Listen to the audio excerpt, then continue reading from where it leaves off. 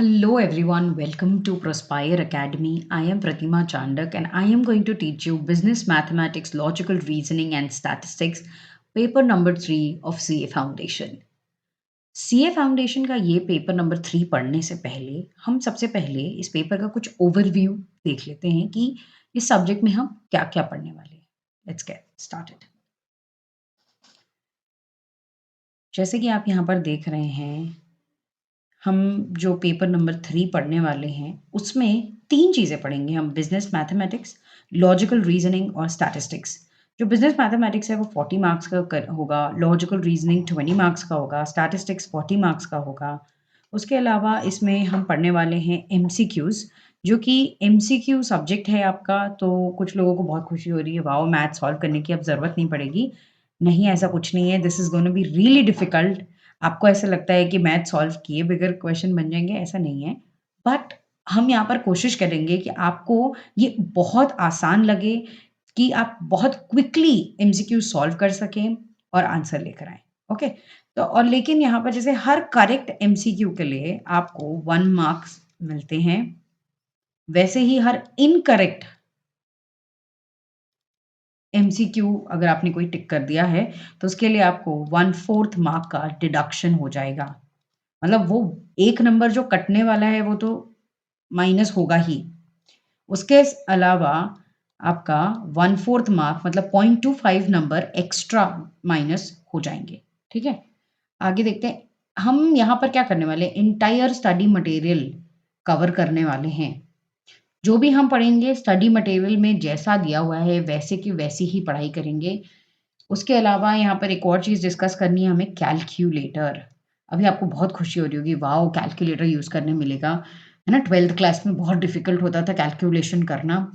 But एक चीज़ और ध्यान रखनी है आपको, आपको कैलकुलेटर तो लगेगा लेकिन कैलकुलेटर नॉर्मल कैलकुलेटर लेंगे आप, साइंटिफिक कैलकुलेटर नहीं लेंगे। इंजीनियरिंग वाले स्टूडेंट्स यूज़ करते हैं ये साइंटिफिक कैलकुलेटर, सीए वालों को नहीं चाहिए। सीए वाले को चाहिए नॉर्मल कैलकुलेटर खरीद के लेकर आना, क्योंकि इंस्टीट्यूट अलाउ नहीं करता। ठीक है? आप अंदर लेकर नहीं जा सकते उसको, है ना? तो आप जाएँगे और एक नॉर्मल कैलकुलेटर आज ही जाएँगे और खरीद कर लेकर आएँगे। तो नॉर्मल कैलकुलेटर के लिए अपने को लेकर आना है, साइंटिफिक नहीं चलेगा। ठीक है? आगे बढ़ते हैं। बाकी बातें हम पढ़ाई करते-करते मतलब इस सब्जेक्ट को पढ़ते-पढ़ते हम आगे डिस्कस कर लेंगे, है ना? तो अभी हम चलते हैं अपने चैप्टर की शुरुआत की तरफ। तो ये हमारा चैप्टर नंबर 1 पढ़ने जा रहे हैं हम लोग, जो कि है रेशियो प्रोपोर्शंस, इंडाइसिस, लोगैरिथम्स, है ना? तो ये जो रेशियोज हैं, ये आपका चैप्टर 1 का यूनिट नंबर 1 है, ये यूनिट नंबर 2 है, ये यूनिट नंबर 3 है और ये 4 है। अभी जो हमारी क्लास शुरू हो रही है, हम यूनिट नंबर 1 से शुरुआत कर रहे हैं, व्हिच इज रेशियोज। रेशियो क्या होता है भाई? बहुत इंपॉर्टेंट चीज है, रेशियोज पढ़ रहे हैं, ये पढ़ना तो पड़ेगा ही। Ratio is a comparison of comparison of sizes of two or more quantities of same kind, है ना? तो अगर हम यहाँ पर देखें रेशियो के बारे में कुछ कुछ लिख रखा है अपन ने, देखते हैं। तो क्या दो क्वांटिटीज है ए और बी, इनका क्या हो रहा है, आपस में कंपैरिजन हो रहा है। अभी बचपन में हम देख चुके हैं रेशियोज क्या होता है, A/B जो होता है ना, ये होता है रेशियो, है ना? ए और बी जो है वो सेम काइंड का होना चाहिए। अभी काइंड से मतलब है भाई यूनिट, यूनिट कह रहे हैं। मतलब अगर 1 किलो है कुछ, तो उसके आगे आप 2 किलो वही चीज, मतलब सपोजिटली 1 kg एप्पल्स हैं, उसको आप 2 kg एप्पल्स के साथ कंपेयर कर सकते हो। Two quantities of same kind, kind यहां पर यूनिट की बात कर रहा है, केजीस। ओके, अब हम इसको कैसे लिख सकते हैं? 3 तरीके से लिखा जा सकता है, ठीक है? तो पहला तरीका हो सकता है इसको लिखने के लिए हमारा, विच इज A/B, ठीक है? A/B, या फिर हम A/B भी कह सकते हैं। ये जो A और B होता है ना, ये जो A और B है, ये हैं आपके टर्म्स, टर्म्स हैं ये, और जो रेशियो होता है वो फ्रैक्शन में होता है। अब भी हमने देखा था a/b, ये रहा, है ना, तो फ्रैक्शन में होता है रेशियो, वही बात लिखी हुई है। उसके अलावा और क्या बात लिखा है हमने यहाँ पे, ठीक है, a जो है वो हमारा होगा फर्स्ट टर्म, b जो है वो हमारा सेकंड टर्म होगा, a होता है एंटीसीडेंट, b होता है कॉन्जिक्वेंट। मतलब फर्स्ट टर्म को हम क्या कहते हैं, एंटीसीडेंट, सेकंड टर्म को हम कहते हैं कॉन्जिक्वेंट। अभी एक एग्जाम्पल लेते हैं अपन यहाँ पर, ठीक है, वो क्या है 2:3 का। जो 2 है वो हमारा क्या है, फर्स्ट टर्म है, फर्स्ट टर्म है। 3 क्या है हमारा, सेकंड टर्म है। फर्स्ट टर्म को हम और क्या बोलते हैं, एंटीसीडेंट, सेकंड टर्म को हम और क्या बोलते हैं, कॉन्जिक्वेंट। ठीक है, तो एंटीसीडेंट और कॉन्जिक्वेंट देख चुके हैं अपन। क्वेश्चन में डायरेक्टली पूछ लिया तो बल्ले बल्ले हो गई हमारी, एंटीसीडेंट कॉन्जिक्वेंट आंसर देंगे। लेकिन अगर क्वेश्चन में पूछ लिया कि एंटीसीडेंट इस रेशियो का एंटीसीडेंट ढूंढ के बताओ, तो फिर कैसे बताओगे? तो एंटीसीडेंट ढूंढना पड़ेगा, तो पता तो होना चाहिए एंटीसीडेंट होता क्या है। तो इसीलिए अब हमें पता चल गया कि जो हमारा पहला टर्म होता है वो एंटीसीडेंट होता है। वैसे अगर कॉन्जिक्वेंट के बारे में पूछ लिया तो सेकेंड टर्म जो होता है वो कॉन्जिक्वेंट होता है। अभी आगे बढ़ते हैं और कुछ और बातें देखते हैं। जैसे अगर हमारे पास कोई फ्रैक्शन है, जैसे 2/3 हमारा फ्रैक्शन है, इस फ्रैक्शन को अगर हम सेम चीज से न्यूमरेटर और डिनोमिनेटर में मल्टीप्लाई करते हैं, अरे 2 क्या है न्यूमरेटर, 3 क्या है डिनोमिनेटर, बचपन में पढ़ रखा है हमने, फिर भी मैंने सोचा एक बार बता देती हूँ कि न्यूमरेटर क्या होता है, डिनोमिनेटर क्या होता है। अब मैं इस चैप्टर में बहुत बार यूज करूंगी न्यूमरेटर डिनोमिनेटर, तो जिनको नहीं पता है तो ये न्यूमरेटर होता है, ये डिनोमिनेटर होता है। आगे बढ़ते हैं, तो इसके आंसर क्या आएगा अपना, 2 2 4, 3 2 6, है ना। तो अगेन मैं इसको काटूंगी तो क्या आएगा, 2 2 4, 2 3 6, सिंप्लीफाइड फॉर्म, लोएस्ट फॉर्म आ जाएगा इसका 2/3। वैसे ही अगर हम इसको डिवाइडेड बाय 2 करें, इसको भी डिवाइडेड बाय 2 करें, तो आंसर क्या आएगा, तो 2/2 तो कांस्टेंट रहेगा जैसा है, ये पहली चीज तो वैसी की वैसी लिख देंगे। ये जो अपॉन में चीज दी हुई है ना, ये जो अपॉन में है, इस चीज को हम क्या करेंगे, 3/2 को आपको करना है फ्लिप। क्या कर दोगे, फ्लिप, मतलब अब न्यूमरेटर डिनोमिनेटर बन जाएगा और डिनोमिनेटर न्यूमरेटर बन जाएगा। मतलब 3/2 अब हो जाएगा 2/3। मतलब जब भी कोई चीज अपॉन में दी हुई है, तो अगर आप उसको फ्लिप करते हो तो वो मल्टीप्लिकेशन में आ जाएगी। फ्लिप करते ही हमने हमारे इस चीज के साथ 2/2 के साथ ये मल्टीप्लिकेशन में आ गई। और ठीक है, क्या किया आपने, न्यूमरेटर को, आई एम सॉरी, डिनोमिनेटर को आपने न्यूमरेटर बना दिया और न्यूमरेटर को अब आपने डिनोमिनेटर बना दिया, है ना, correct, cool, let's go forward. नहीं रुको रुको, क्या हो रहा है यहाँ पर, 2 आपस में कट गया, आंसर क्या बचा, 2/3। तो इसका मतलब सिंपल सी बात है, अगर हम किसी भी रेशियो को सेम चीज से मल्टीप्लाई, मतलब न्यूमरेटर और डिनोमिनेटर में करते हैं, और न्यूमरेटर डिनोमिनेटर में सेम ही चीज से अगर हम उसे डिवाइड करते हैं, तो हमारा आंसर हमेशा जो ओरिजिनल रेशियो था वही रहेगा, रेशियो नहीं बदल जाता उससे। अभी हम लोएस्ट फॉर्म की बात कर रहे हैं। क्या लिख रहा है हमने, 12/16 लिखा है। तो अगर हम इसे सॉल्व करें तो क्या होगा, 4 4 16, 4 3 12, आंसर आ गया आपका 3/4, है ना। तो ये आपका लोएस्ट या फिर सिंपलेस्ट फॉर्म कहलाता है, क्योंकि इससे आगे आप उसे डिवाइड करेंगे तो पॉइंट में आंसर आ जाएंगे, तो हम नहीं निकाल रहे, हम यहीं पर रुक गए हैं, ये सिंपलेस्ट फॉर्म है। इससे आगे हम इसको काट नहीं सकते, सॉल्व नहीं कर सकते, डिवाइड नहीं कर सकते। ओके, डिवाइड करोगे तो आंसर तो आ ही जाएगा, ऐसा तो नहीं कह रही हूँ कि डिवाइड करने से आंसर नहीं आएगा, पर यहां के बाद हम उसे आगे सॉल्व नहीं करते, क्योंकि अब वो ऐसे हम ऊपर नीचे काट नहीं सकते, डिवाइड नहीं कर सकते। ऑर्डर हमेशा कांस्टेंट रहना चाहिए। इसका मतलब एग्जाम्पल ले लेते हैं अपन, वहां पे हमारी जो नोट्स हैं उसमें भी एक एग्जाम्पल दिया हुआ है, वो है सपोजिटली अगर आपका 2:5 कुछ दिया हुआ है, तो इसका मतलब which is this equal to 5:2। अरे भाई कैसे, चलो एक काम करो, लगाओ कैलकुलेटर को यूज करो। अब कैलकुलेटर तो मिल गया है हाथ में, है ना, उसको यूज करते हैं। अभी कैलकुलेटर नहीं है तो फोन का कैलकुलेटर यूज करो, पर करो यूज, ठीक है। 2/5 करो, आंसर क्या आता है मेरे को बताओ, 2/5 करो, आंसर निकालो, तो आता है 0.4।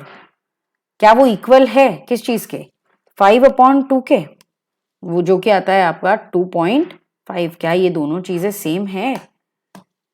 ना बाबा ना, बिल्कुल भी नहीं, ये सेम नहीं है। तो इसका मतलब अगर आप इसको फ्लिप कर देते हो, मतलब अगर आप A:B लिख रहे हो, वो इक्वल टू नहीं होगा B:A के। इधर ना आपका A और B भी इक्वल नहीं होने चाहिए। इसका मतलब where A is not equal to B as well, है ना? क्योंकि अगर A इक्वल टू B हो जाएगा तो ये रेशियो क्या बन जाएगा? A:A। क्यों? क्योंकि अगर A:B लिख रही हूं मैं, चलो सपोजिटली मैं पूरा एग्जाम्पल ही समझाती हूँ मैं क्या बोलना चाह रही हूँ। हाँ, मतलब अगर A:B लिखा हुआ है तो, और उसको मैंने क्या कर दिया, B:A कर दिया, तो A यहाँ पे हम ले रहे हैं if A equal to B, तो B की जगह मैं A लिख सकती हूँ, वैसे B की जगह मैं यहाँ पे भी A लिख देती हूँ, तो ये तो इक्वल हो जाएगा ना। तो इसका मतलब जहां पर A is not equal to B, उस सिचुएशन में अगर आप इसे फ्लिप करते हो A इज टू B और उसका इनवर्स मतलब B इज टू A आपके सामने है, तो इसका मतलब अगर आपने पोजीशन स्वैप कर दी तो वो इक्वल नहीं होगा, है ना? मतलब अगर A इक्वल टू B है तो हो जाएगा इक्वल, लेकिन अगर A इक्वल टू B नहीं है तभी ये चीज फीजिबल है। करेक्ट? अभी पता चला कोई बच्चा को एग्जाम्पल ही बोल दे रहा है, मैडम अभी यहाँ पर अगर मैं एग्जाम्पल ले लूँ 1:1 लिखना चाहता हूँ मैं, इक्वल टू 1:1 कर दें तो क्या होगा? वो तो इक्वल ही हो गया ना, नॉट इक्वल तो होगा ही नहीं, वो इक्वल ही हो जाएगा।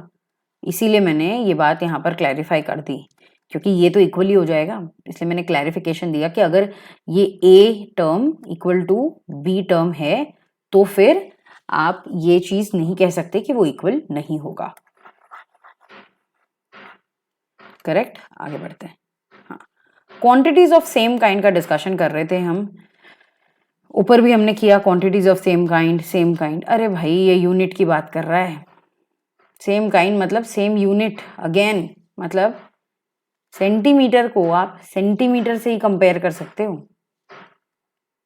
इक्वल टू साइन नहीं, इस टू साइन लगाना है यहाँ पे, चलो ठीक कर देते हैं इसको, इस टू साइन लगा देते हैं। तो ये सेंटीमीटर को सेंटीमीटर से ही कंपेयर किया जा सकता है ना?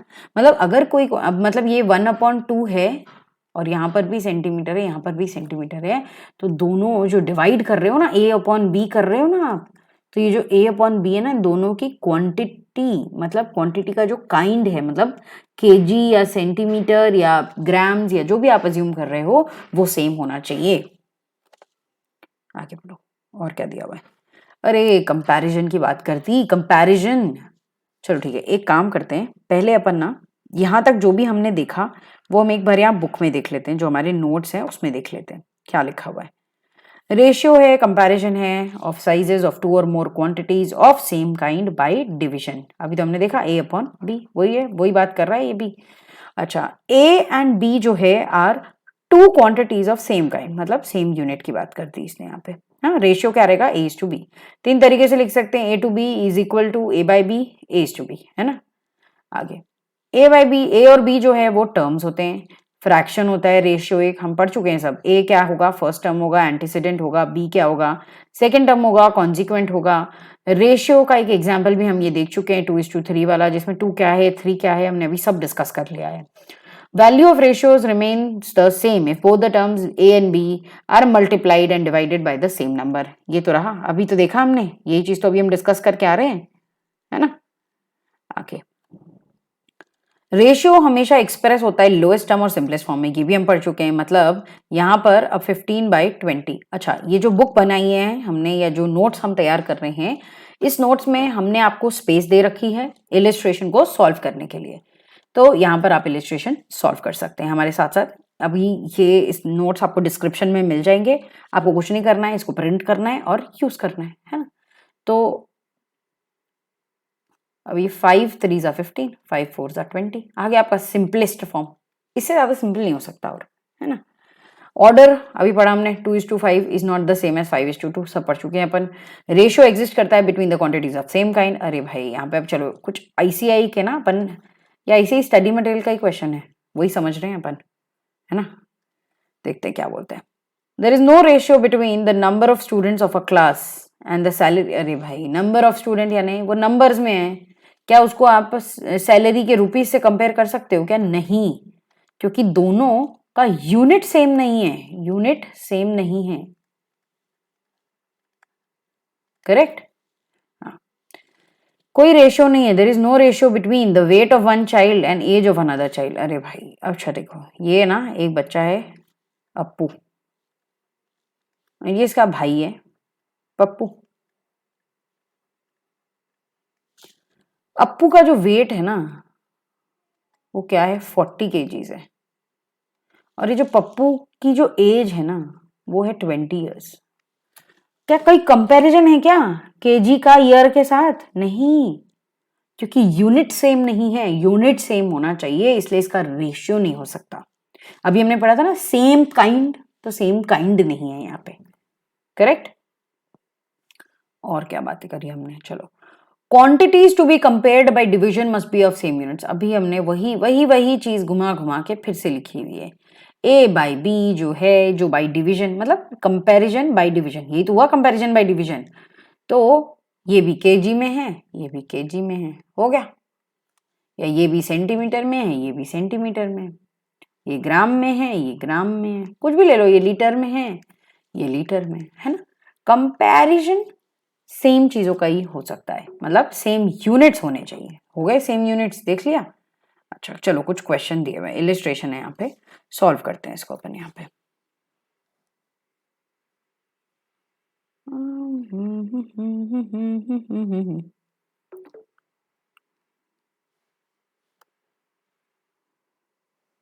Okay class, let's solve this question. थोड़ा ना साइज बड़ा कर ले रही हूँ ताकि लिखने में आसानी हो, है ना। चलो ठीक है। अभी 800 ग्राम्स, क्या आप 800 ग्राम्स को कंपेयर कर सकते हो 4 kgs के साथ में? नहीं कर सकते कंपेयर। तो आपको क्या करना होगा, इसको इक्विवेलेंट क्वांटिटीज में लेकर आना पड़ेगा। क्वांटिटीज में लाना है तो 800 ग्राम्स है, तो हम एक काम करते हैं ना, केजी को ग्राम में कन्वर्ट कर देते हैं। तो 4 kg को केजी, 1 kg हम पढ़ चुके हैं भाई, 1 kg is equal to 1000 grams. Correct? तो हो गया, ये 1000 ग्राम से मल्टीप्लाई कर दो, हो गया 800 ग्राम्स अपॉन 4000 ग्राम्स। तो क्या होगा यहाँ पर, सिंपल सी बात है, ग्राम ग्राम कट जाएगा आपस में, ये 2 जीरो कट गए, ये वाले 2 जीरोस के साथ में, तो क्या बचा 8/40। अरे अरे, कलर चेंज हो गया, let's take the black one only. हाँ ठीक है, 8/40। तो 8 1s are 8, 8 5s are 40. What is the answer? 1/5.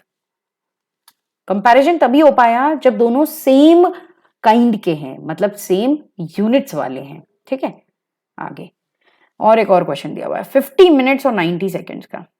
ठीक है, अभी क्या आप फिर से वही गलती हो गई, ब्लैक कलर का पेन लेना है, ले लेते हैं, चलो कोई बात नहीं।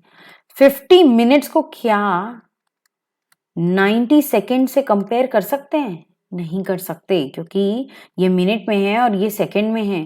तो कोई बात नहीं, अब ऊपर वाले को हम सेकेंड्स में कन्वर्ट कर लेते हैं। 1 मिनट, यहाँ पे लिख लो ना, 1 minute is equal to 60 seconds. तो इसका मतलब यहाँ पर मैं क्या ले लूँ, इंटू 60 सेकेंड्स, तो क्या आ जाएगा,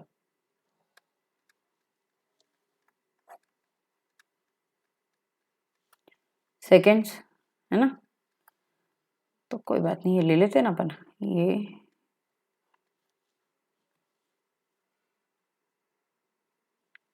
3 3s are 9 और 100, 3 10s are 30, तो 3 1s are 3 है 0 0, इतना तो समझ ही गया होगा। इसको लिख लेते हैं अपन ब्लैक कलर से, विच इज 100/3 सेकेंड्स। ये आ गया आंसर। इसको भी, अरे भाई साहब, सब ग्रीन ग्रीन कर दिया है, कोई बात नहीं, ठीक कर लेते हैं अपन। साथ साथ नोट डाउन करते जाइए, नहीं तो पॉज कर लीजिए, लिख लीजिए इसको अपने नोट्स में, है ना। अभी 3 kg/5 kg, अरे कुछ कन्वर्ट करने की जरूरत ही नहीं है। अब क्यों नहीं करना कन्वर्ट, क्योंकि दोनों सेम काइंड के हैं, सेम यूनिट में दिया हुआ है, तो बहुत बढ़िया हो गया ये हमारे लिए केजी कट गया। अब हमारा आंसर क्या बचा, क्योंकि 3 और 5 आपस में डिविजिबल नहीं है तो क्या होगा 3/5, मतलब काट नहीं सकते ना, उसको डिवाइड नहीं कर सकते एक दूसरे से। ये सिंपलेस्ट फॉर्म में ही है, तो हमारा आंसर आ गया। पहली बात ना, ये सेकंड्स भी यहाँ पे नहीं आना चाहिए क्योंकि सेकंड्स भी आपस में खत्म हो चुका है। कोई और कमेंट में लिखे, उससे पहले ही मैं क्लैरिफाई कर देती हूँ कि ये जो सेकंड्स है ये भी आपस में कट गया है। Great great great, this chapter is going great. आगे बढ़ते हैं अपन, है ना। ओके, अब आ गई एक बहुत ही इंपॉर्टेंट चीज रेशियोज के बारे में। अभी तक हमने जो डिस्कस किया सब बिल्कुल बेसिक्स डिस्कशन था हमारा। अब हम थोड़ा कुछ अच्छा डिस्कस करने जा रहे हैं, ठीक है। ये कंपेयर टू रेशियोज, दो रेशियो को आपस में कंपेयर करने के लिए उनको आपको कन्वर्ट करना पड़ेगा इक्विवेलेंट लाइक फ्रैक्शंस में। अब आप बोलोगे इक्विवेलेंट लाइक फ्रैक्शंस में कैसे कन्वर्ट करते हैं? सीधा हम ICI स्टडी मैट का ये क्वेश्चन देखते हैं, उससे हमें ये चीज क्लियरली समझ में आ जाएगी।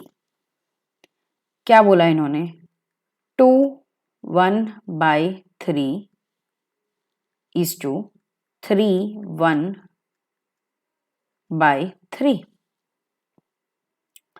ये जो दिया है ना ऐसा, ये रेशियो बड़ा है, एक रेशियो ये दिया हुआ है हमको ना, ये एक रेशियो दिया हुआ है, ठीक है। चलो क्वेश्चन पढ़ लेते हैं। To find which ratio is greater, तो ये जो पहला रेशियो है वो हमने लिख लिया यहाँ पे, ये बड़ा है या फिर 3.6 is to 4.8, ये हमारा सेकेंड रेशियो बड़ा है। तो चलो यहाँ पर लिख लेते हैं, ये हमारा है फर्स्ट रेशियो। अब नजर नहीं आ रहा है, कोई बात नहीं, मैंने लिख दिया इससे, अब मैं नहीं मिटा रही। ये हो गया हमारा सेकेंड रेशियो। ओके क्लास, तो कुछ नहीं करना है अब। कैसे नहीं करना मैम, कुछ तो सॉल्व तो करना ही पड़ेगा। अरे कर रहे हैं सॉल्व, ठंड रखो, सॉल्व कर रहे हैं। तो सबसे पहले इन रेशियोज को नॉर्मल फॉर्म में तो लाना पड़ेगा ना। अच्छा चलो, सबसे पहले आपको एक चीज समझने की जरूरत है कि मिक्स्ड फ्रैक्शन को कैसे नॉर्मल लाते हैं। देखो, बहुत सारे बच्चों को याद होगा कि मिक्स्ड फ्रैक्शन को, ये मिक्स्ड फ्रैक्शन है, ठीक है। ये जो हमारे पास है ये है हमारा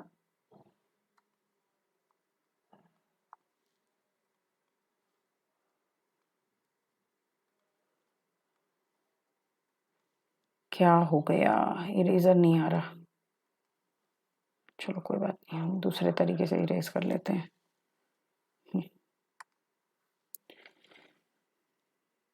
तो 2 1/3 ये जो है ना हमारा है मिक्स्ड फ्रैक्शन।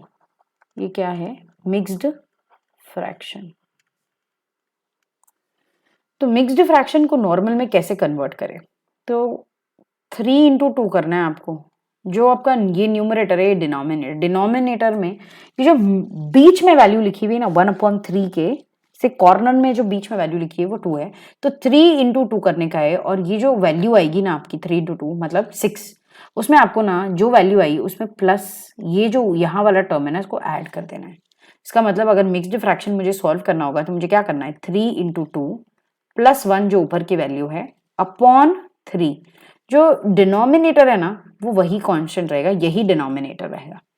तो इसका मतलब ये क्या होगा, 6 + 1/3 विच इज 7/3। तो ये तो हो गया हमारा 7/3, है ना, ईस टू। अभी देखो, या तो अपन ईस टू लिख लेते हैं या तो फिर अपन इक्वेट करके लिख देते हैं, इक्वेट कर लेते हैं, बात तो एक ही है ना। अभी इस मिक्स्ड फ्रैक्शन को अगर अपन यहीं कहीं सॉल्व करें, नहीं लिख रही है अपन, यहाँ पे नहीं लिख रहे अपन, है ना। तो अपन क्या करेंगे, 3 3 9 + 1 10 / 3। बढ़िया है, बहुत बढ़िया। आगे अब ये 3 और 3 आपस में कट गए, तो अब हमारे पास आंसर में क्या बचेगा, 7 इक्वल नहीं कर सकते, ओहो इक्वल मत ही करो, बेटर रहेगा आप ईस टू साइन ही यूज करो, 7:10। ये हो गया हमारा पहला रेशियो जिसको हम 7/10 भी लिख सकते हैं, है ना। ग्रेट ग्रेट ग्रेट, आगे बढ़ते हैं। जैसे ये वाला रेशियो, अब यहाँ पर क्या है, 3.6 / 4.8 है, कोई बात नहीं, कर लेते 3/6/4/8 × 10/10 भाई 10 10। अरे ये जो पॉइंट है ना ये वाला जो पॉइंट है वो हमने यहाँ लगाया, ये लाया उसके लिए 10 और इस पॉइंट के लिए हमने लाया 10। अच्छा, अगर आपको नहीं समझ में आ रहा है कि ये डेसिमल हटाकर हमने 10 क्यों लगाया, कमेंट में मेंशन कीजिए। नेक्स्ट वीडियो में मैं आपको जरूर बताऊंगी कि यहाँ पर ऐसा क्यों हुआ है। ओके, जो मैथ्स बैकग्राउंड से नहीं है, हो सकता है कि उन्हें इतना ना पता हो, कोई बात नहीं, हम क्लैरिफाई सब चीज पढ़ेंगे। 10/10 ये सब कट गया। मतलब अगर देखो, अगर आपको इतना समझता है और सिंप्लीफाइड मैनर में अगर मैं आपको समझाऊं तो इतना करने की जरूरत नहीं है, तो आप सीधा इसको 36/48 भी लिख सकते हो। 10 तो वैसे भी आपस में जाना ही है ना। ये पॉइंट को नीचे उतारोगे तो 10 आएगा, इस पॉइंट को ऊपर लेके जाओगे तो भी 10 आएगा। नहीं समझा, कोई बात नहीं, कमेंट में मेंशन करो, मैं एक्सप्लेन जरूर करूंगी अगले वीडियो में। ओके, 36/48 तो 12 से डिवाइड कर लेते हैं हम इसको। कर लें 12 से डिवाइड, कर लिया, ठीक है।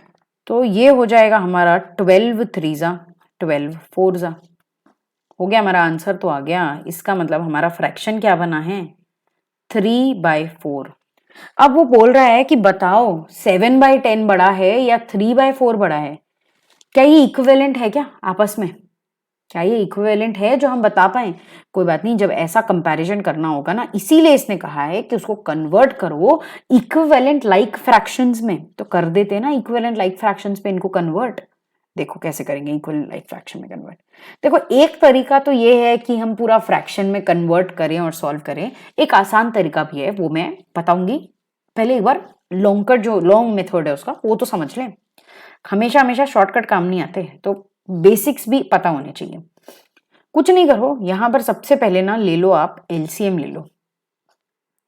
एलसीएम पढ़ा होगा बचपन में, लोएस्ट कॉमन फैक्टर एलसीएम। तो कुछ नहीं करना है, एलसीएम किस चीज का लोगे आप, ये जो, चलो करते हैं अपन यहाँ पे, ये जो 10 है ना, ये 10 का और ये 4 का एलसीएम लेना है आपको। 10 और 4 का एलसीएम ले लेते हैं, कैसे होगा, चलो 2 5 10 है ना, 2 2 4, ऐसे ही बनाते जाते थे ना बचपन में। फिर 2 5 होता क्या, नहीं हो सकता भाई, वो 5 वैसा का वैसा छोड़ दो। 2 1 2, जब तक 1 नहीं आ जाता ना तब तक कोशिश करते रहेंगे। और ये 5 1 5 और ये 1 हो गया। ये बात तो समझ में आ गई मेरे ख्याल से अपने को। अब अपने को क्या समझना है कि एलसीएम तो हो गया। अब ये एलसीएम क्या आया है, लोएस्ट कॉमन मल्टीपल क्या आया है, 2 × 2 × 5। कर लो उसको सॉल्व, 4 5 20 आ गया, 20 आया है आपका लोएस्ट कॉमन मल्टीपल। तो कोई बात नहीं, लोएस्ट कॉमन मल्टीपल को भी हम इसको उधर हमने लिख दिया है। अब इधर अपन सॉल्यूशन बनाते हैं इस चीज का। तो 7/10 जो हमारा पहला रेशियो था, फर्स्ट रेशियो जो है हमारा 7/10, इसको अपन ना अपॉन में ना 20 ले आएंगे। अपॉन में 20 लाओगे तब तो कंपेयर कर पाओगे। मतलब यहां पर भी आपका ना 20 होना चाहिए और यहां पर भी आपका 20 होना चाहिए। तो अब अपने को समझना पड़ेगा कि यहाँ 20 हम लाएंगे कैसे। दोनों जगह में 20 चाहिए, 3/4 में भी हमें 20 चाहिए। बहुत बढ़िया, नहीं समझ रहा कोई बात नहीं, अभी मैं समझाती हूँ क्या करना है आपको, ठीक है। अभी 10 में 2 मल्टीप्लाई करूंगी तो 20 आएगा ना। तो अभी हमने क्या पढ़ा था, ऊपर एक प्रॉपर्टी देखी थी ना, ऊपर नीचे सेम चीज को मल्टीप्लाई करने से ना रेशियो वही का वही रहता है। तो कोई बात नहीं, हमने ऊपर नीचे सेम चीज मल्टीप्लाई कर दी, तो 7 2 14 और ये अपॉन 20। और यहाँ पर भी अब मेरे को 4 के साथ क्या मल्टीप्लाई करूँ तो 20 आएगा। तो 4 5 तो मतलब यहाँ पर भी मुझे 5 मल्टीप्लाई करना पड़ेगा। अब भी ऊपर प्रॉपर्टी पड़ी है, वही चीज मैंने अभी ऊपर एक्सप्लेन की। तो ये क्या हो जाएगा, 15/20। तो इसका मतलब अब बताओ 15 बड़ा कि 14, 15 बड़ा कि 14। देयरफॉर हम यहाँ लिख सकते हैं 15 इज मोर देन, सॉरी इसको सही से लिखते हैं, 15 इज मोर देन 14, करेक्ट। तो हमारा बड़ा फ्रैक्शन कौन सा होगा, मतलब फ्रैक्शन बोल रहा हूं, बड़ा रेशियो कौन सा होगा, विच रेशियो इज ग्रेटर। देयरफॉर अभी काम करो, ये कौन सा रेशियो था, ये रेशियो था हमारा 7/10 का रेशियो था। एक सेकेंड, हम तो लेकिन 15 बड़ा है ना, तो हम यहाँ लिखेंगे 3/4 इज ग्रेटर देन 7/10। समझ गया answer. Which ratio is greater, इसका मतलब 3/4 बड़ा है ना, मतलब 3.6। अगर आंसर पूछे तो 3.6:4.8 टिक करके आना, ये मत टिक कर देना, वहां पे ना वो सारे ऑप्शन देंगे आपको, सही रेशियो क्या है वो टिक करना है जो कि ग्रेटर है। तो एक्चुअल में तो रेशियो ये है ना जिसको हम पढ़ रहे थे अभी तक, ये रेशियो है ना, तो अगर क्वेश्चन में पूछे तो टिक भी यही करके आना। आगे बढ़ते हैं। अरे बहुत सिंपल है, कोई इतना डिफिकल्टी वाली चीज हमने नहीं पढ़ी है। आगे अभी यही चीज को ना कुछ यहाँ पे लिख रखा है मैंने, चलो। क्वांटिटी अगर इंक्रीज या डिक्रीज होती है ना, क्वांटिटी अगर इंक्रीज या डिक्रीज होती है ना किसी रेशियो में, इन अ रेशियो A:B, तो नई क्वांटिटी क्या होगी? नई क्वांटिटी होगी जो ओरिजिनल क्वांटिटी है उसका B टाइम्स, मतलब टाइम्स B अपॉन A। मतलब इसका मतलब क्या बोला मैम आपने, समझा नहीं, कोई बात नहीं, अभी समझाते हैं अपन, बिल्कुल समझ में आएगा, बहुत ही सिंपल लैंग्वेज में समझने की कोशिश करते हैं। जो ओरिजिनल क्वांटिटी थी उसको आप मल्टीप्लाई करो B से और उसको डिवाइड करो A से। ये A और B कहाँ से आया? अरे ये रेशियो में तो अभी तो बताया इंक्रीज डिक्रीज किसी रेशियो में हो रहा है, तो ठीक है ना, तो x इक्वल टू B/A, यही करना है, चाहे वो इंक्रीज हो चाहे वो डिक्रीज हो। ये जो B/A है ना, इसने अभी यहाँ पे हमें समझा दिया है कि ये जो B अपॉन A लिखा हुआ है ना, ये जो लिखा हुआ है ना यहाँ पे, ये होता है फैक्टर मल्टीप्लाइंग रेशियो। MCQ में पूछ ले तो याद रखना, फैक्टर मल्टीप्लाइंग रेशियो। वही चीज यहाँ पे वर्ड्स में लिखी हुई है, एक बार खुद पढ़ के देख लेना, समझ में आ जाएगा। अपन चलते हैं सीधा एक क्वेश्चन बनाते हैं, ये भी चलो इजी क्वेश्चन है बहुत। मिस्टर बंटी है, उनका वजन ना 48 केजीज दिया हुआ है। Mister Bunty weighs 48 kgs. उसने ना डाइट वाइट करके उसने रिड्यूस कर लिया अपना वेट इन द रेशियो 9:6। तो उसका नया वेट क्या है ये पूछ रहे हैं क्वेश्चन में। तो ठीक है ना, नया वेट निकाल देते हैं इनका अपन। क्या होगा न्यू वेट? तो अपन लिखते हैं न्यू वेट। अभी देख लो, अभी अपन ने वहां पे क्या पढ़ा, ये क्या है? Original quantity, correct. और ये क्या है? रेशो है A:B, जिसमें से 9 क्या है? A और 6 क्या है? B। समझा? ओके, बस करना क्या है अपने को, कोई बात नहीं, ओरिजिनल क्वांटिटी, ओरिजिनल, चलो वेट लिख देते हैं अपन यहाँ पे, original weight into B upon A। Original wait क्या है? 48 केजीज। B क्या है? 6 और A क्या है? 9। जल्दी से अपने कैलकुलेटर यूज करो और आंसर निकाल के बताओ मुझे। तो कितना वजन कम कर लिया? 32 केजीज हो गया अब उसका वेट। ओके, यहाँ पे ना कुछ एग्जाम्पल्स हैं, पे ICI स्टडी मैट के ही एग्जाम्पल्स हैं, करते हैं। पहला एग्जाम्पल क्या बता रहा है यहाँ पे, चलो फर्स्ट एग्जाम्पल देख रहे हैं अपन। Example number 1, simplify. Example number 1 है हमारा, सिंप्लीफाई करना है इस रेशियो को। रेशियो क्या है? 1/3। रेशियो क्या है? 1/3 इज टू 1/8 इज टू 1/6। अरे भाई कोई दिक्कत नहीं है, इसमें भी हमें कोई दिक्कत नहीं है, बड़े आसानी से ये क्वेश्चन सॉल्व हो जाएगा। क्या करना है हमें यहाँ पर, ये जो 3, 8 और 6 है ना, ये जो 3, ये 8 और ये 6 है ना, मेरे को सॉल्व करने की क्या जरूरत है, सबसे सॉल्व है, यही देखते हैं।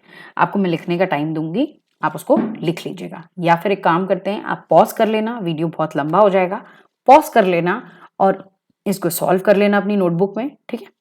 तो अगर हमने क्या किया, LCM निकाला, किस चीज का LCM निकाला? 3, 8 और 6 का। ये रहा 3, 8 और 6 का LCM निकालोगे तो क्या आएगा? 3 1 जा 3, 3 8 का कोई होगा ही नहीं कैलकुलेशन, 8 डिवाइड हो सकता है क्या 3 से? नहीं। 6 हो सकता है, हाँ, तो 3 2 जा 6। अभी 2 को कंप्लीट कर लेते हैं पहले अपन, ये 1 तो 1 ही रहेगा, 2 4 जा 8 और 2 1 जा 2। अभी मैंने डायरेक्टली 4 लिख दिया है, तो इसका आंसर क्या है? 3 × 2 × 4, ये आपका LCM निकल गया, विच इज 24। ये जो आपका 24 LCM निकला है, आपको अब हर चीज को जो बेस में आपको 24 लेके आना पड़ेगा ताकि आप कंपेयर कर सके इस रेशियो का, है ना, सिंप्लीफाई कर पाए इस रेशियो को। कंपेयर क्या करोगे? सिंप्लीफाई करोगे। वैसे कंपैरिजन ही होता है, रेशियो तो एक तरीके से। तो सिंप्लीफिकेशन के लिए हमने यहाँ पे क्या किया है, ऑब्वियसली 3 को किससे मल्टीप्लाई करोगे। अभी अगर ये भी नहीं समझ में आ रहा है कि किस चीज से मल्टीप्लाई करें, कैसे सिंप्लीफाई होगा, तो कोई बात नहीं, बहुत ही सिंपल सी चीज करनी है आपको। अगर आपके पास यहाँ 3 है तो यहाँ पर 3 देख लो, 3 है तो ये दो चीज क्या है, 2 4 जा 8, तो 3 को आपको 8 से मल्टीप्लाई कर देना है। वैसे ही अगर 8 है तो उसको 3 से मल्टीप्लाई कर दो, जो यहाँ पर हुआ है 8 है तो उसको 3 से मल्टीप्लाई कर दिया है। अरे भाई और कुछ है क्या, और कुछ हो सकता है कि कॉम्बिनेशन, हाँ जरूर हो सकता है। ठीक है, देखते हैं क्या कॉम्बिनेशन हो सकता है। मतलब हमारे पास 6 है, कोई बात नहीं, 3 2 अगर 6 है तो बचा हुआ क्या है 4, तो आप इसको 4 से मल्टीप्लाई कर दो। ये तो मैं आपको उन लोगों के लिए जिनको समझ नहीं आता, जिनको एलसीएम निकालना आता है, दैट्स ग्रेट, आप वैसे ही सॉल्व कर लीजिएगा, है ना। तो ये 8/24 हो गया, ये हो गया 3/24, ये हो गया 4/24, 24 आपस में कट गया, बचा क्या 8:3:4 हो गया आपका सिंप्लीफाई रेशियो, है ना। आगे बढ़ते हैं एग्जाम्पल नंबर 2 की तरफ। एग्जाम्पल नंबर 2 क्या कहता है, the ratio of the number of boys to the number of girls in a school of 720 students is 3:5। ठीक है, तो इसका क्या कहना है कि number of boys upon number of girls क्या है 3/5। वही चीज हमने लिख दी है यहाँ पे, जो उसने कहा है वही चीज हमने बस मेंशन कर दिया है यहाँ पे, है ना। आगे वो कहना चाह रहा है if 18 new girls are admitted in the school, find how many new boys may be admitted so that the ratio of number of boys to number of girls may change to 2:3। अच्छा, अभी इनको क्या करना, इन्होंने हमें बता दिया है कि जो न्यू रेशियो बन रहा है, जो न्यू रेशियो जो बना है वो 2/3 है। नया रेशियो क्या है 2/3 है। पुराना रेशियो क्या था, ओल्ड रेशियो हमें दिया हुआ है 3/5। तो number of boys upon number of girls is 3/5। ठीक है, टोटल अभी अगर अपन समझें कि सम ऑफ रेशियोज, हमने ना ये 3 और 5 का ना रेशियो का सम निकाल लिया। 3 और 5 क्या है, टोटल हो गया 8। ये 8 क्या है, 100% की बात कर रहे हैं। ठीक है, अगर ऐसे नहीं समझता तो कोई बात नहीं, बस इतना कर लेना पेपर में कि आपको कुछ नहीं करना है, इसको ऐड कर लेना है। कर लिया आपने ऐड करने के बाद में do one thing, number of boys निकाल लो, इससे कितना होगा। अगर 720 टोटल स्टूडेंट्स हैं और उसका रेशियो है 3:5 के रेशियो में बॉयज टू गर्ल्स हैं, तो एक काम करो इंटू 3, बचपन में करते थे, ये चीज तो याद होनी चाहिए यार। इंटू 3 क्या करोगे, 3 टाइम्स 3 क्या है, नंबर ऑफ बॉयज, मतलब मान लो कि number of boys equal to 3 है। क्या करना है, मान लेना है number of boys equal to 3 है, number of girls equal to 5 है, तो टोटल कितने हैं 8 है। ठीक है, तो 720 टोटल डिवाइडेड बाय 8। सीधा एक काम करना, इस चीज को तो अपना एग्जाम टाइम में कैलकुलेटर से सॉल्व करोगे, हर चीज लिख लिख के तो नहीं कर सकते, तो कुछ मत करना, कैलकुलेटर लेना। अब ये ट्रिक है, ठीक है, ट्रिक बता रही हूँ क्या करना होगा आपको करना है, कैलकुलेटर में जाओ, सबसे पहले आपको कुछ नहीं करना, वहां पे आप एक काम करो, जाओ और लिखो 720। लिख लिया कैलकुलेटर में 720 को कर लो डिवाइड, आप कर लो उसको 8 से, कर लो कैलकुलेटर में डिवाइडेड बाय 8, कर लिया। अब देखो, कुछ कैलकुलेटर्स ऐसे होते हैं जिसमें 2 बार मल्टीप्लाई करना पड़ता है, कुछ कैलकुलेटर ऐसे होते हैं जिनको 1 बार मल्टीप्लाई करने की जरूरत होती है। ठीक है, अगर किसी के पास केशियो का कैलकुलेटर है तो उसमें आपको 2 बार मल्टीप्लाई करना पड़ेगा, लेकिन अगर आपके पास एक नॉर्मल कैलकुलेटर है तो नॉर्मल कैलकुलेटर की सिचुएशन में ना आपको 2 बार मल्टीप्लाई करने की जरूरत नहीं है, 1 बार मल्टीप्लाई करने से भी काम हो जाएगा। अब बस एक काम करना, ये कर दिया ना आपने, 2 बार मल्टीप्लाई कर दिया। अगर केशियो का कैलकुलेटर है, तो मेरे पास केशियो का है तो मैंने 2 बार मल्टीप्लाई कर लिया। अगर आपके पास एक नॉर्मल कैलकुलेटर है, सिटीजन वगैरह का कैलकुलेटर है, ठीक है, तो उसमें आपको क्या करना है, 1 बार मल्टीप्लाई करना है। अगर 1 बार मल्टीप्लाई करने से आंसर नहीं आता, इसका मतलब आपका कैलकुलेटर 2 मल्टीप्लीकेशन लेता है। ठीक है, तो आपको 1 बार मल्टीप्लाई करना है। 1 बार आपने जैसे मल्टीप्लाई करोगे या फिर 2 बार मल्टीप्लाई करोगे, अब यहाँ पे आप लिखो 3 इक्वल टू दबाओ, आपका आंसर आ जाएगा 270। अब दबाओ 5 इक्वल टू दबाओ, आपका आंसर आ जाएगा 450। इसका मतलब हमने क्या कराया, कैलकुलेटर को मेमोरी में स्टोर करवाया। क्या स्टोर करवाया हमने, 720 डिवाइडेड बाय 8 आपकी कैलकुलेटर की मेमोरी में जाकर स्टोर हो गया है। ठीक है, ये चीज आपको ट्रिक हमेशा याद रखनी, बहुत काम आएगी, हर जगह काम आएगी। ये भी आप जितना मैथ सॉल्व करेंगे सब जगह यही ट्रिक आपको लगानी पड़ेगी। आगे बढ़ते हैं, यहाँ पे क्या लिखा है, let the number of new boys. अभी हमने निकाल लिया ना नंबर ऑफ बॉयज कितने हैं, नंबर ऑफ गर्ल्स कितने हैं, ठीक है। तो अब let number of new boys be x. हमें तो नंबर ऑफ न्यू गर्ल्स पता है कितनी है, 8 नहीं 18, I am sorry 18 new girls I हैं। तो नंबर ऑफ बॉयज कितने हैं, एक्स है। तो then the number of boys कितना हो जाएगा, 270 जो हमने पहले निकाला ना, ये 270 तो पहले से थे, एक्स नए आ गए। लड़कियां कितनी थी, 450 थी क्लास में, अब कितनी हो गई है, 18 और आ गई हैं। इसका मतलब ये क्या हो गया, 468। यहाँ मैंने नीचे ये चीज लिख रखी है, मैंने फिर से लिख दी, कोई बात नहीं, आपको समझाने के लिए। ये सब समझ में आ रहा है आपको, समझना जरूरी है, ठीक है। अब अपन आ गए यहां पर, हो गया हमारे नंबर ऑफ बॉयज कितने हो गए, 270 प्लस एक्स। अभी हमने क्वेश्चन में देखा था कि न्यू रेशियो क्या हो जाएगा, 2:3 हो जाएगा। तो ठीक है ना, 2:3 हो गया है। अब ये 270 नंबर ऑफ बॉयज अब कितने हैं, 270 plus x, number of girls कितनी है 468 इक्वल टू 2/3। अभी इसको एक नॉर्मल इक्वेशन की तरह सॉल्व करेंगे अपन। क्या होगा, 3 जाएगा, 3 क्या होगा, यहां से 3 जाएगा, इसके साथ मल्टीप्लाई हो जाएगा, ये 468 यहां जाके 2 के साथ मल्टीप्लाई हो जाएगा, हो गया मल्टीप्लाई, कर लो, ठीक है। ये तो आप कैलकुलेटर से निकाल लो डायरेक्टली, ये वैल्यू आ जाएगी। अभी इसको भी मल्टीप्लाई कर लो और यहाँ पे 3x आ जाएगा, आ गया। अब क्या होगा, 3x को यहीं रख लो, ये आ गए यहीं पे, और ये जो मतलब 810 है उसको यहाँ भेज दो। तो जो यहाँ पर पॉजिटिव में होता है ना, वो यहाँ जाके नेगेटिव में हो जाता है। इंटीजर्स में बचपन में अपने इक्वेशंस कभी पढ़ा होगा तो उससे ये बात समझ में आ जाएगी आपके, मतलब 3x। तो ये जो 810 है ना, ये यहाँ आ जाएगा और 936 में से माइनस हो जाएगा, ये हो गया 936 में 810 माइनस। तो 3x इक्वल टू 126 आ गया, और x निकालने के लिए 3 आपको डिवाइड करना पड़ेगा 126 से, तो आपका आंसर आ जाएगा 42। ये समझा क्लास, समझा कि नहीं समझा क्लास? नहीं समझा तो कमेंट सेक्शन में बताओ, I will explain you this in the next lecture. आगे देखते हैं। Therefore the number of new boys admitted कितने हो गए, 42। हमारा पर्पस सॉल्व हो गया, हमें क्वेश्चन में यही तो ढूंढना था, नंबर ऑफ बॉयज। बताओ new boys, how many new boys may be admitted, यही बताना था, हमने बता दिया। आगे बढ़ते हैं, 2 हमने बड़े एग्जाम्पल्स सॉल्व कर लिए। अब अपन आ जाते हैं वापस, हम आ जाते हैं हमारे चैप्टर में, फिर से चैप्टर में आ गए हम। चैप्टर क्या कह रहा है आगे, अब तो ना बहुत ही सिंपल सी कुछ चीजें बची हुई है, इसको समझो और ये चैप्टर खत्म हो जाएगा, ज्यादा कुछ नहीं है चैप्टर में, है ना। तो सब अब हम पढ़ रहे हैं यहाँ पर इनवर्स रेशियो। क्या पढ़ रहे हैं हम लोग, इनवर्स रेशियो पढ़ रहे हैं।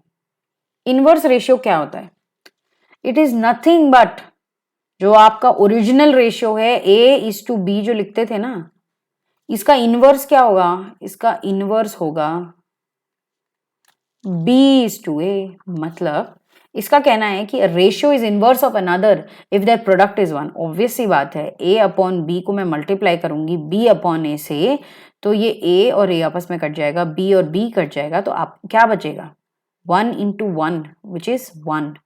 तो इसका मतलब अगर कोई ratio, one ratio is inverse of another, अगर एक रेशियो दूसरे का इनवर्स तब होता है जब उनको हम आपस में मल्टीप्लाई करें तो प्रोडक्ट 1 आता है। Thus A:B is the inverse of B:A and vice versa, and B:A is the inverse of A:B। समझ में आया, very simple, nothing to worry about, बहुत ही सिंपल सी बात की है हमने यहाँ पे। अभी ना ये MCQ में पूछ सकता है कि इनवर्स बताओ इसका, ठीक है।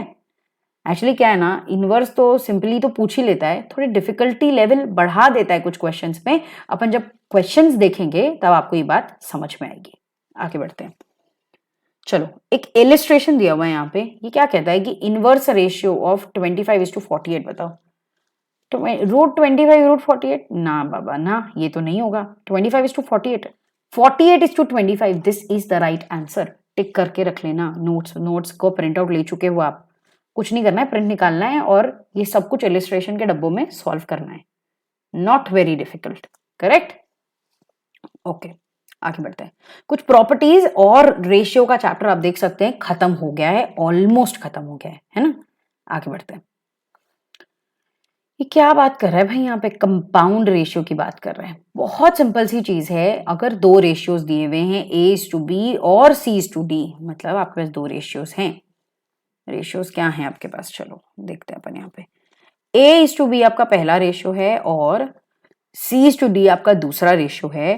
तो इसका कंपाउंडेड रेशियो निकालने के लिए क्या करना होगा आपको, A/C करोगे, मतलब सब ये इसका फर्स्ट टर्म और इसका फर्स्ट टर्म आपस में मल्टीप्लाई होगा और इसका सेकंड टर्म और इसका सेकंड टर्म आपस में मल्टीप्लाई हो जाएंगे।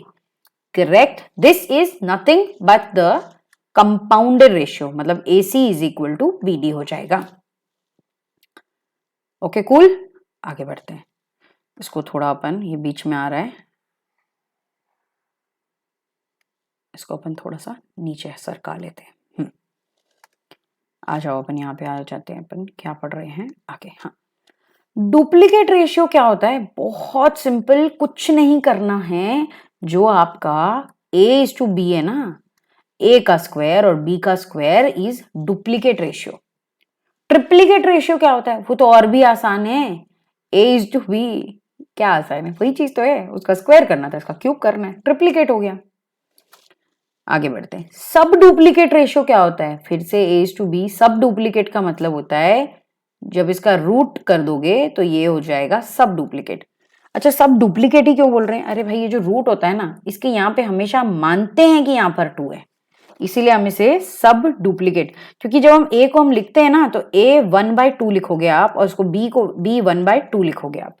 करेक्ट, इतना सबको पता है, नहीं पता तो आगे आगे धीरे धीरे हम जो बिजनेस मैथमेटिक्स पढ़ रहे हैं उसमें आपको सब समझ में आ जाएगा। ओके, अभी सब ट्रिप्लीकेट पूछ लिया तो भाई क्या डिफिकल्ट है, अभी हमने डुप्लीकेट भी वैसा था तो वैसा ही ट्रिप्लीकेट था, अभी सब डुप्लीकेट जैसा है वैसा ही सब ट्रिप्लीकेट रेशियो हो जाएगा। तो बहुत ही बढ़िया, मतलब क्या होगा, क्यूब रूट कर दोगे आप यहाँ पे उसका बस। अभी ये तो मेरे ख्याल से सबको ही पता है कि यहां पर वैल्यू 2 होती है, इट्स अ बेसिक कि रूट मतलब 1/2, मतलब यहाँ पर 2 है, लिखते नहीं है हम 2, आप बोल सकते हो इमेजिनरी समझ लो, पर वो 2 है वहां पे, अज्यूम्ड वहां पर 2 ही होता है। आगे बहुत ही इंपॉर्टेंट बात लिखी हुई है यहाँ पे जो कि समझनी जरूरी है। कमेंशरेबल क्वांटिटीज का मतलब क्या होता है, means ratio of two similar quantities, दो सिमिलर क्वांटिटीज को आप एक्सप्रेस कर सकते हो, can be expressed as ratio of two integers, otherwise they are incommensurable quantities. क्या कहना चाह रहा है, कमेंशरेबल क्वांटिटीज का मतलब क्या होता है, मींस रेशियो होता है दो सिमिलर क्वांटिटीज का जिसको आप एक्सप्रेस कर सकते हो। रेशियो किस चीज का, दो इंटीजर्स का। अगर दो इंटीजर्स नहीं है मतलब वो इनकमेंशरेबल क्वांटिटीज होगी। अब मैंने आपके लिए यहाँ पे इंटीजर की डेफिनेशन लिख रखी है। इंटीजर क्या होता है, a number which is not a fraction, जो कि फ्रैक्शन नहीं है। फ्रैक्शन मतलब अगर 3/4 को अगर आप कैलकुलेटर में करोगे, 3/4 को अगर आप कैलकुलेटर में करोगे तो आंसर क्या आएगा, टेल मी जल्दी। मेरे ख्याल से तो 0.75 आना चाहिए, है ना, तो 0.75 आया। तो ये जो 0.75 है ना, ये इंटीजर नहीं है, समझा। मतलब ये देखो, जैसे यहाँ पर मैंने एग्जाम्पल भी दे रखा है, ये जो 5.25 है ना, ये इंटीजर नहीं है। ये √3 है ना, ये इंटीजर नहीं है। इंटीजर क्या है, 41, 0, 2, -4, ये सब इंटीजर्स है। ठीक है, तो अगर इंटीग्रल वैल्यू है, मतलब ऊपर नीचे A और B की जो वैल्यूज हैं वो अगर इंटीजर्स में दी हुई है तो कमेंशरेबल क्वांटिटी होगा, लेकिन अगर इंटीजर में नहीं दी हुई है वो क्वांटिटीज तो वो इनकमेंशरेबल क्वांटिटीज कहलाती हैं।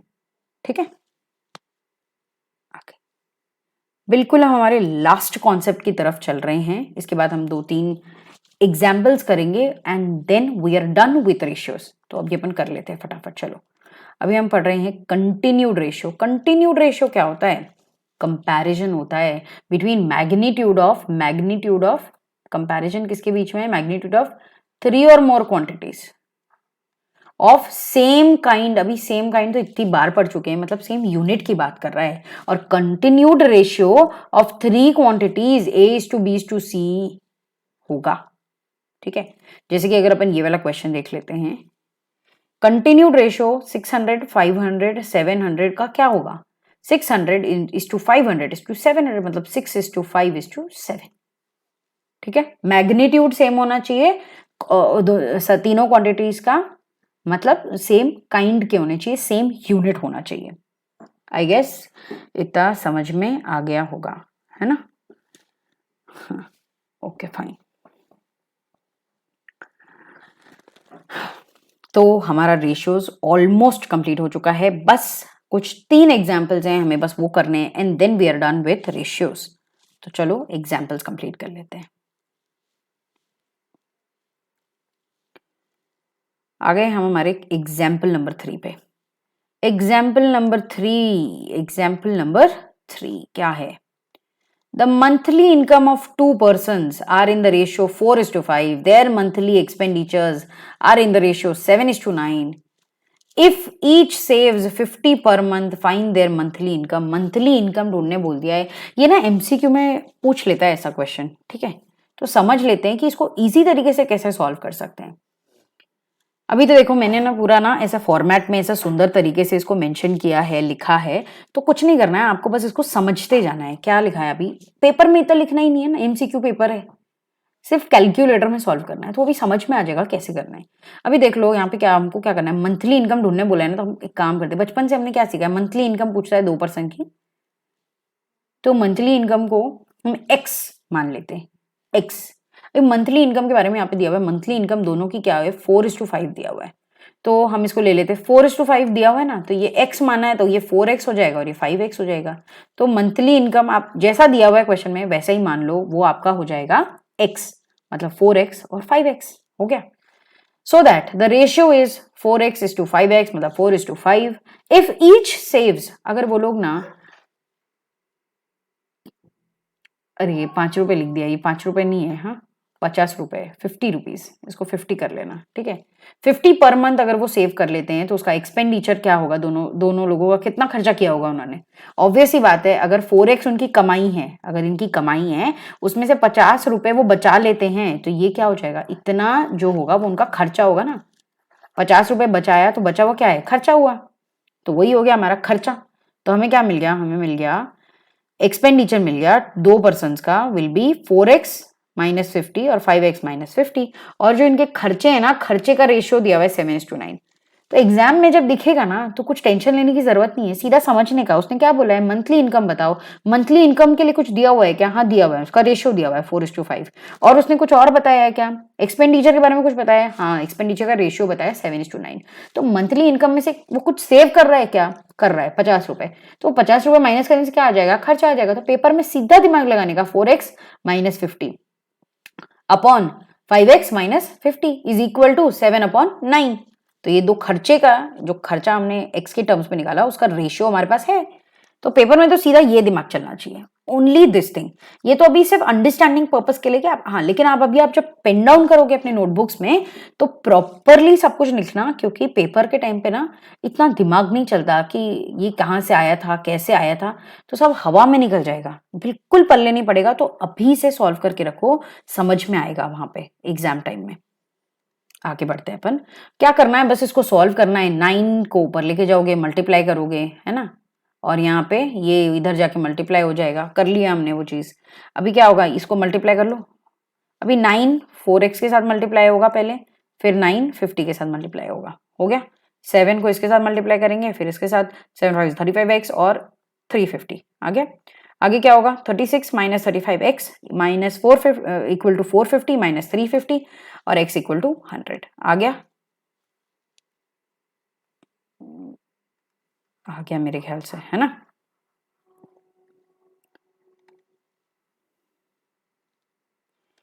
समझ गए क्या? समझ गए। Hence the monthly income of 2 person are, monthly income क्या हो गई इन दो लोगों की, 4x इंटू ₹100। क्यों किया हमने ऐसा, क्योंकि हमने लिखा था ऊपर कि मंथली इनकम 4x और 5x होगी। अभी गलती से पेपर में ना वो लोग क्या करेंगे, MCQ में आपको 100 रुपए भी देंगे वहां पे, तो हमारा क्या दिमाग काम नहीं करता उस समय, हमको जो आंसर आया ना हम जोश जोश में टिक कर देते हैं। ऐसा नहीं होता, you have to calculate this. बिना इसको सॉल्व किए ना पेपर में कोई नंबर नहीं मिलने वाले, समझ में आया। तो क्या करना है, 4x को आपको मल्टीप्लाई, x की जगह पे 100 रुपए रख दो ना, और ये है आंसर, ये है आंसर, ये टिक करके आना है। हम क्या करते हैं ना, हड़बड़ हड़बड़ में गलत चीज टिक कर देते हैं। अब समझ में आया? लिखने का समय चाहिए क्या क्लास? चलो एक काम करते हैं, मैं आपको थोड़ा टाइम देती हूँ, आप इसको एक बार का नोट कर लो।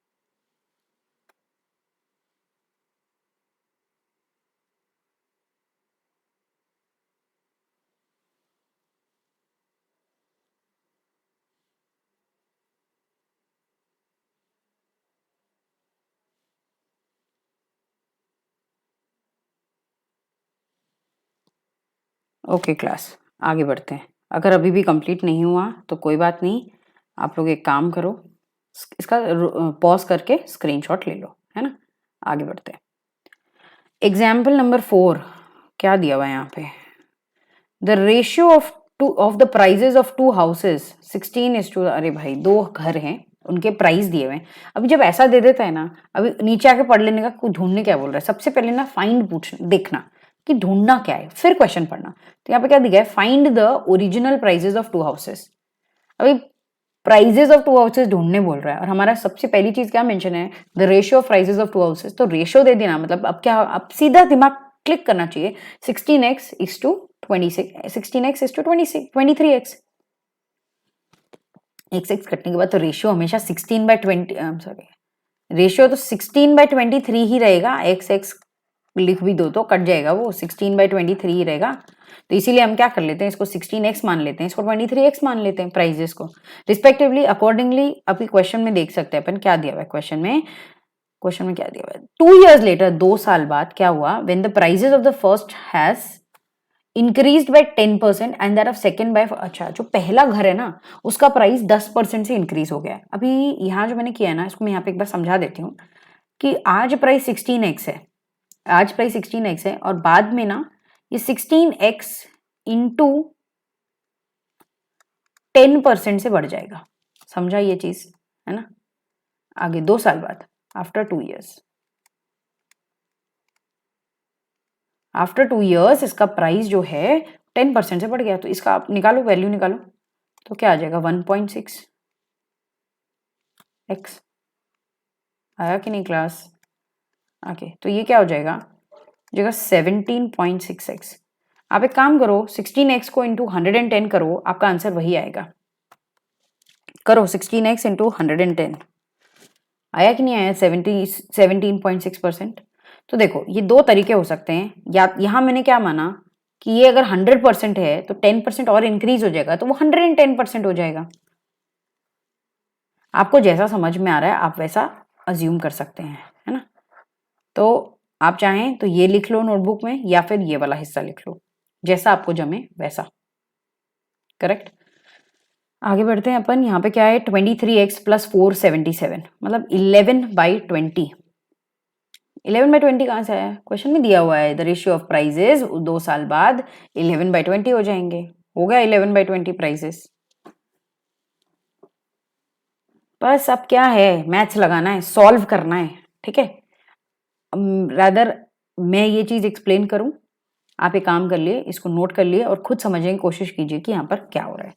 इन केस नहीं समझ में आता है तो कमेंट सेक्शन में मेंशन करिए, मैं ये आपको अगले लेक्चर में एक्सप्लेन कर दूंगी, ठीक है। चलो 1 मिनट, अभी यहाँ पे अपन पहुंच गए x की वैल्यू। अरे अब क्या करते हैं अपन, हड़बड़ हो जाती है अपने को। 53 देखा ना, अपन टिक मारने भाग जाते, ऐसा नहीं होता है। पहले आगे का सॉल्व करने का। अभी अपन ने ऊपर क्या देखा था 16x 23x, पहले घर का प्राइस अगले घर का प्राइस, ओरिजिनल प्राइसेस मांग रहा है तो इंटू 53 x की वैल्यूज मल्टीप्लाई करोगे आप तो आपको आंसर मिल जाएगा। ये है आंसर, ये टिक करना है पेपर में, है ना। तो एक काम करती हूँ, मैं इसको करती हूँ थोड़ा सा, इतना तो आपको दिख ही रहा होगा मेरे ख्याल से, नहीं तो मैं एक काम करती हूँ, इसको थोड़ा सा और बड़ा कर देती हूँ। पहले आधा यहाँ से लिख लो, फिर अपन नीचे का देख लेना।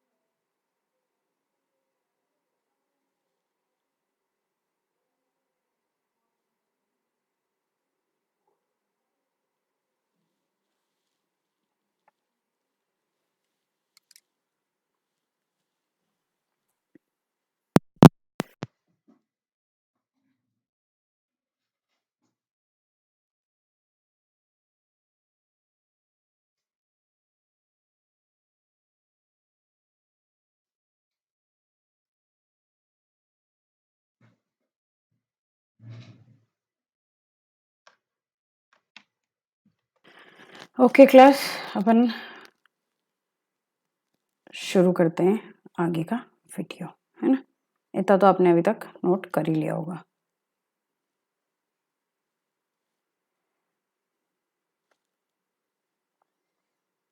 हम बढ़ रहे हैं हमारे लास्ट एग्जाम्पल की तरफ।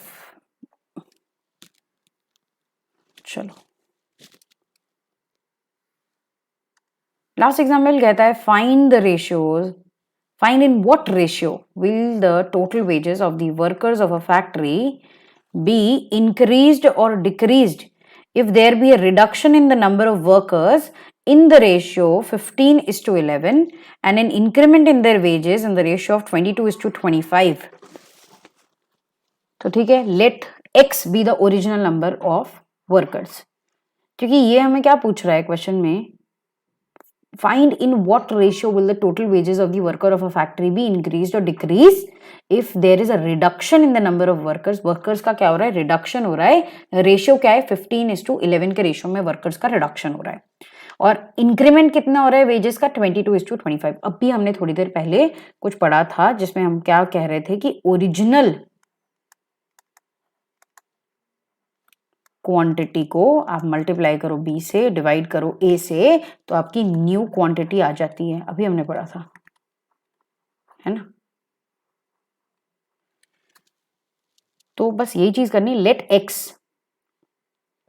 B the original number of workers and y be the wages per worker. X क्या है, original number of workers, y है wages, y rupees be the wages per worker. तो टोटल वेजेस कितनी हो जाएगी, जितने वर्कर्स हैं उसको हमने हर एक को कितना दिया, तो हो जाएगा हमारा रुपीज एक्स वाई, हमारी हो जाएगी टोटल वेजेस। अभी इसका रिडक्शन हो रहा है, किसका हो रहा है, नंबर ऑफ वर्कर्स का रिडक्शन हो रहा है। वर्कर्स कितने हैं, एक्स, एक्स का रिडक्शन यानी बी बाई ए से मल्टीप्लाई करोगे, रेशियो क्या दिया हुआ है, 15:11 का रेशियो दिया हुआ है, ये ए है ये बी है, तो बी यानी 11 बी बाई ए, मतलब 11/15 से आपको क्या करना होगा, मल्टीप्लाई करना होगा एक्स को। वैसे ही इंक्रीमेंट हो रहा है वेजेस में, वेजेस क्या है, वाई, वाई का रेशियो क्या दिया हुआ है, ये एक्स का रेशियो है, ठीक है। अब वाई का रेशियो क्या दिया हुआ है क्वेश्चन में, 22:25, ये एज टू बी है, तो बी से मल्टीप्लाई करो और ए से डिवाइड करो। After incremental wages of the workers, after increment wages of the workers कितनी होगी, ये समझ में आया क्लास। बहुत ही सिंपल सी चीज है, कुछ नहीं करना है, जो हमने अभी वहां पर ये पढ़ के आया था ना, ये अपन ने बस इसी को अप्लाई करना है, वही हम अप्लाई कर रहे हैं, कुछ नया नहीं है, वेरी सिंपल। लास्टली अगर अपन देखें तो टोटल वेजेस चेंज के बाद कितनी आ जाएगी, 11/15x, जो हमारे रिडक्शन के बाद के वर्कर्स हैं, और इंक्रीमेंट वेजेस बढ़ने के बाद वेजेस कितनी है, ये वो है। तो वर्कर्स इतने हैं, वेजेस इतनी है, मल्टीप्लाई करोगे तो क्या आएगा। अभी आप बोलोगे कि ये कैसा आया, तो वही मैं बता देती हूँ। 11/15 है हमारे पास, इंटू 25/22 है हमारे पास। तो क्या करना है अपने को, अब जिससे मैं वो करती हूँ, चलो कोई बात नहीं, आई यूज दैट। तो 11 1 ज़ा 11, 11 2 ज़ा 22, 5 3 ज़ा 15, 5 5 ज़ा 25 आ गया। तो ये क्या बचा 5/6। इनकेस नहीं समझ रहा हो तो यहाँ से समझ लेना ये चीज, है ना, कैलकुलेशन लिख कर रखना हो तो लिख लेना। मैंने यहाँ पे भी लिख रखा था, अगर आपको अपने नोटबुक में सॉल्व करते रहे, मैं ऐसे कहा हवा में थोड़ा कैलकुलेशन करोगे, तो यहाँ पर लिखना और इसको सॉल्व करके वहां पर बता देना जैसे अपन ने यहाँ पर किया है। If you want I can do it here as well. तो ये हो जाएगा 11 1 ज़ा 11 2 ज़ा 5 3 ज़ा 5 5 ज़ा, करेक्ट। ये कैलकुलेशन अब ये समझ में आ जाएगा 5/6 कहाँ से आया। तो मैं एक काम करती हूँ, यहाँ वाला इरेज कर देती हूँ, है ना। अब रेशियो निकालना है before change is to after change. अब इसमें क्या हो रहा है, what ratio will the total wages of the worker of the factory be, increased और डिक्रीज्ड। तो व्हाट इज द रेशियो जानना चाहता है, find in what ratio workers की टोटल वेजेस चेंज हो रही है। तो टोटल वेजेस पहले की बिफोर चेंज और टोटल वेजेस आफ्टर की आफ्टर चेंज। तो बिफोर चेंज कितना है, क्या था XY, आफ्टर चेंज कितना था 5XY/6 है ना। तो रेशियो क्या बन रहा, तो ये कैसे आया वो भी मैं आपको यहाँ पे, अभी कंफ्यूजन नहीं होना चाहिए, that's why I am solving it here as well. तो ये देखो ये चीज कैसे आई, ये XY है अपॉन 5/6 XY, ऐसी है ना। तो अभी ये क्या होता है, अपने अभी सीखा था पलटी मारने का। XY है ना, इसको अभी 5/6 है तो इसको क्या करेंगे हम, पलटी मार देंगे, क्या हो जाएगा 6/5। तो ये 5 के साथ है XY मल्टीप्लीकेशन में, ये जो XY है ना ये 5 के साथ है, तो वो वही है। तो अभी क्या करना है, ये XY कट जाएगा, XY के साथ क्या बचेगा 6/5 बचेगा, विच इज द रेशियो 6:5। आ गया आंसर। एक काम करती हूँ, मैं आपको थोड़ा सा लिखने का टाइम दे देती हूँ और फिर ये लेक्चर हमारा यही एंड होता है रेशियोज का। आई होप आपको ये बहुत पसंद आया हो। अब हम अगले वीडियो में मिलते हैं।